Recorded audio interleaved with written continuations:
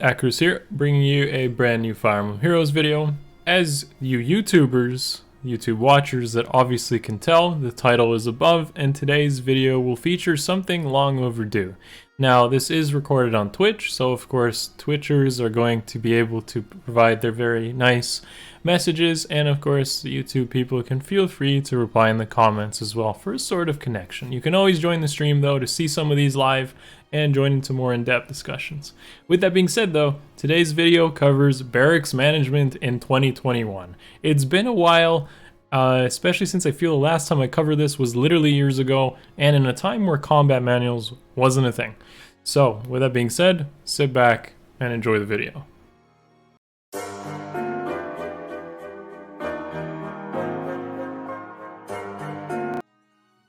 Hey guys, minor interruption before the video continues. I'm gonna leave it mostly unedited just for the humor aspect of it, but I wanted to add in a little bit here at the beginning of the video just to clarify some things that later might seem a little off. First of all, here's Priscilla. Later in the video, I don't find her, but essentially there it is. That was saving Barracks Space by merging another one into this one to change the IV.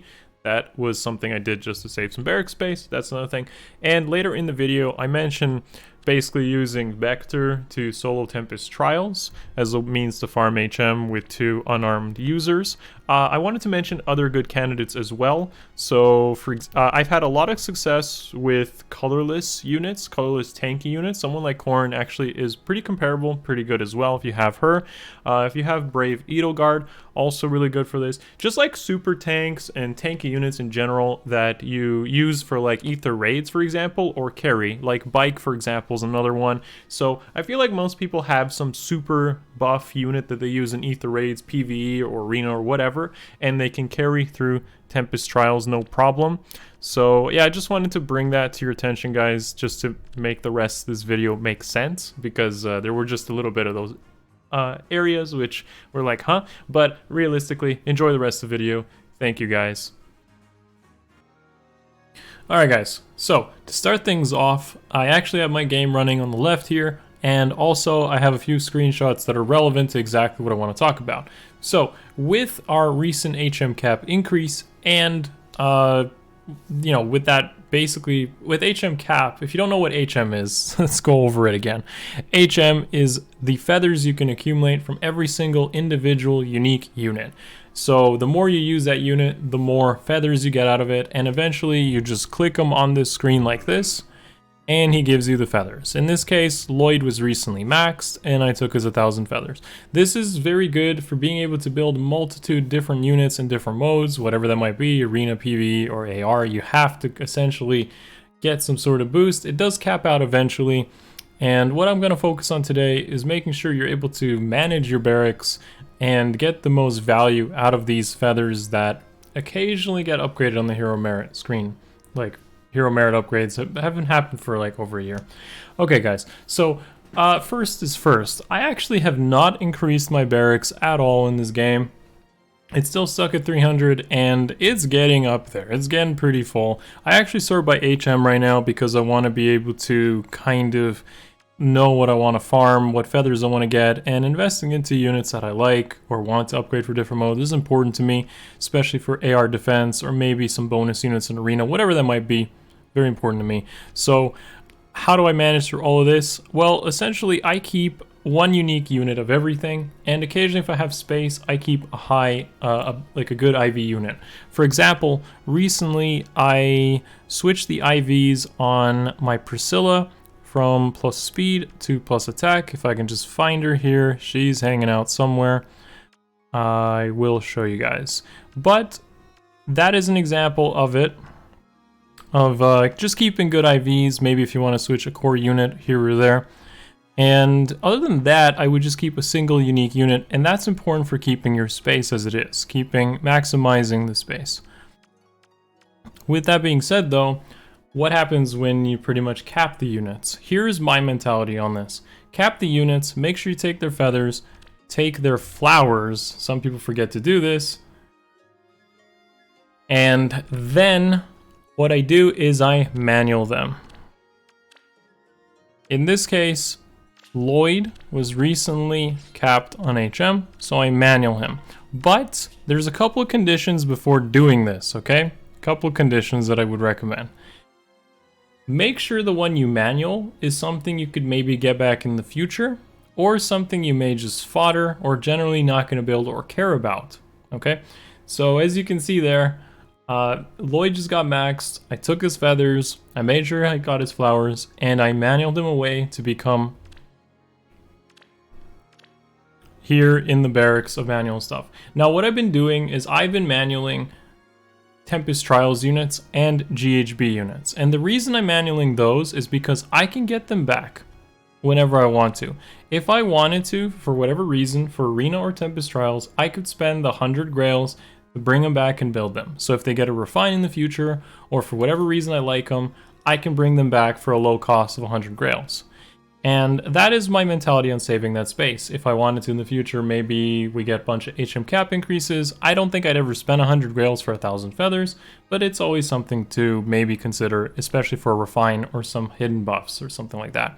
They are now officially giving skills to legendary heroes, so maybe they would do this on old heroes too. Who knows? But the idea is I'm creating space by throwing away units I can get back.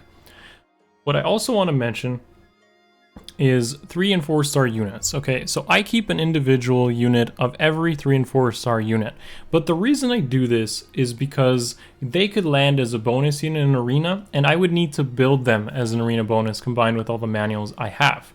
And for me this is important, but I think if you don't really think you're going to build anything, or you don't care about, like, let's say an Arena bonus, then it's safe to probably just max them out, those 3 or 4 star units, and create a manual, because you're very likely to get them again when you go through, you know, just summoning free summons and whatever color you focus on. Like, let's say you focus on colorless a lot, it's probably okay to, you know, just manual a bunch of healers that you've maxed out, and then you're likely to see them again in the future. That is a good way to save a lot of space. But here's what a lot of people ask me, and what I definitely want to mention. Okay, and that is, why not just increase barrack space? This gets asked to me quite a bit, but the way I see it, and castle actually also kind of plays into this, why not spend orbs for the castle? There's 2 reasons for this, guys, and one is technically every unique unit is like 7,000 feathers if it's a new unit, but if it's not a new unit and it's a GHB or Tempest Trials unit, it's only effectively 1,000 feathers on something like this, some of these older units here, these 3 and 4 star units. So the way I value it is 1 orb worth 5 extra spaces, which is equal to 5,000 feathers.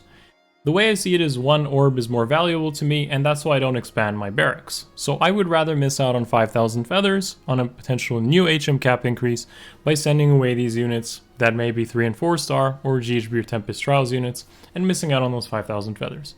If you're not familiar with how this whole like hero merit thing works, how do I get so many units up to 6,000, 7,000 feathers? I highly recommend you come to the Discord, where we have an HM help channel where people farm rival domains, which was done for years now. But if you don't want to do something like that, you don't want to heavily grind into rival domains, which obviously requires a lot of effort, the way I do it now is I take an old unit, an old GHB or Tempest Trials unit, let's say Arvis for example, with no weapon, give him, let's say, chill attack, okay? I haven't built him, and I just jump into Tempest Trials. I just run into Tempest Trials with a really good solo unit who can take everything. Vector is really good for this, with Mystic Boost and Bonfire. He can basically solo all of Lunatic 5 by himself. He's just gotta be himself, you know? Just make them run away, those weaponless units, and have Hector basically solo it for himself. By doing this, I call it like the lazy farming, okay? You don't have to go into rival domains, you don't have to look up a strategy, just have a really powerful unit like Hector farm in rival in Tempest Trials for you. And Forging Bonds, you can also do a similar thing. However, you can actually make the units engage into combat there because they're more likely to die. So like beginner, you play the beginner Forging Bonds. It still takes about 7-8 days to max all of Forging Bonds, and you'll get double HM off of Forging Bonds, which was a nice benefit. This is how I do it now. All those units you see here from the hero merit list was just capped off of this recent Tempest Trials. So if you just do this slowly and surely, make space by manualing them as they achieve 7,000 feathers, it's a pretty comfy way to go about it without spending tons of time trying to go through strategies and such. But if you want to really accelerate the process, do hit up the Discord and take advantage of the strategies that we on our Discord take care of. Really good people there do it. Finally, as I mentioned earlier, manualing those units as you take their feathers and flowers. I highly recommend you do this and maybe not cap out the space or not spend the orbs for it. It's the same mentality you have for upgrading the castle. Units are pretty easy to level nowadays, and if you haven't really spent, you're a new player, you don't really need to spend the orbs to upgrade the castle. So hopefully these tips helped you. This is more of a short and sweet video for sure. But this is how I've been doing it with the HM cap increase. I'm so glad to get such an insurge of new ways to get feathers. Tons of new feathers for whatever mode I want to invest those into. And I just throw a bunch of 4-star units, run Tempest Trials tons of times on Lunatic 5, and that's how it works. So again, thank you guys for watching. Give the video a thumbs up, sub to the channel if you haven't already, and I will see you guys in the next one. Much love. Peace.